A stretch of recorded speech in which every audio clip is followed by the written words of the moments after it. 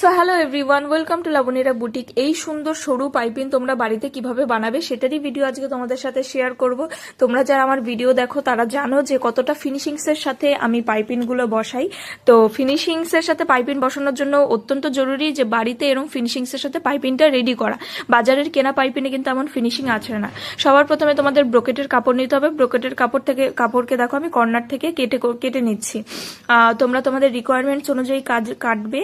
আমি যেহেতু একটু বড় পাইপিং বানাচ্ছি, মানে অনেকটা স্টোর করে রাখবো, তাই জন্য একটুখানি বেশি করে কেটে নিয়েছি। তোমরা চাইলেও সেরকম করতে পারো বা অল্পও করতে পারো। তারপরে দেখো আমি 1.25 ইঞ্চ বরাবর মার্ক করে সেটাকে স্ট্রেট লাইন করব। স্ট্রেট লাইন করলে সুবিধা কি, যে প্রত্যেকটা সুন্দরভাবে কাটা হয়, প্রত্যেকটার মাপ সেম হয়। তারপরে দেখো আমার কাটা হয়ে গেছে। এবার কাটিংটা কিন্তু তোমরা এরকম দাগ দিয়ে দিয়ে করতে পারো, তাহলে কিন্তু খুবই সুবিধা। কাটিং এর পরে দেখো এই যে এইভাবে তেতরা ভাবে রেখে তোমাদের জয়েন্ট করতে হবে। এইভাবে জয়েন্ট করলে কিন্তু একটা সুবিধা হয়, দুটো সেলাই মানে সেলাই করার সময় সেলাই দুটো একসাথে পড়ে না, ওতে কিন্তু পাইপিংটা পাতলা হয়, মানে পাইপিংয়ে সেলাই করতে সুবিধা হয়। তারপরে দেখো তোমাদের যদি ইস্যু হয় যে কোনোটা ছোট বড় হচ্ছে তেতরা করার সময়, তোমরা কিন্তু এরকম সোজাভাবে রেখে কাটিংটাও করে নিতে পারো। আমি জাস্ট বর্ডারটাকে কেটে নিলাম, বর্ডার শক্ত বর্ডার থাকলে পাইপিংটা মোটা হবে, তাই জন্য। তারপরে দেখো এরকম তেতরা ভাবে রেখে দুটো কর্নার যেখানটায় মিলছে সেই বরাবর আমি সেলাই করবো। আর এই সেলাইটা কিন্তু 0.25 ইঞ্চ বরাবর করবে, বেশি মোটাও করবে না আবার বেশি সরুও করবে না। তারপরে দেখো প্রত্যেকটা সেলাইকে কিন্তু আমি ডবল সেলাই করে নিচ্ছি। ডবল স্টিচ করা কিন্তু অত্যন্ত জরুরি, না হলে পরে যখন পাইপিং তোমরা ফোল্ড করবে বা পরে প্রবলেম হলে সেটা কিন্তু মানে পুরোটা খুলে করতে হবে, তাই জন্য। আর সব থেকে ইম্পর্টেন্ট দেখো আমি কিন্তু ডবল চাপে করি।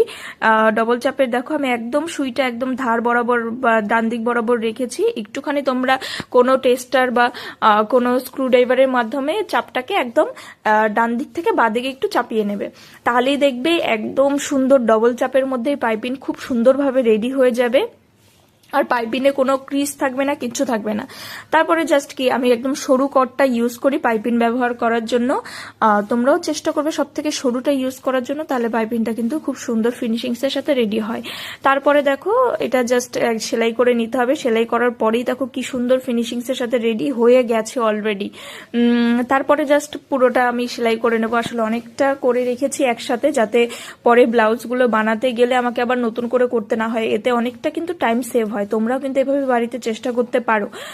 তারপরে দেখো 1 ইঞ্চ বরাবর আমি সবটা পুরোটা কেটে নিচ্ছি, বেশি বাড়তি রেখে লাভ নেই, তাহলে সেলাই যখন করব তখন বেশি ফোল্ড করতে হবে, আর ফোল্ড করতে হলে পাইপিংটা ভেতর দিকটা মোটা হয়ে যাবে, তাই জন্য 1 ইঞ্চ বরাবর কেটে নিলেই ব্যাস পাইপিং রেডি।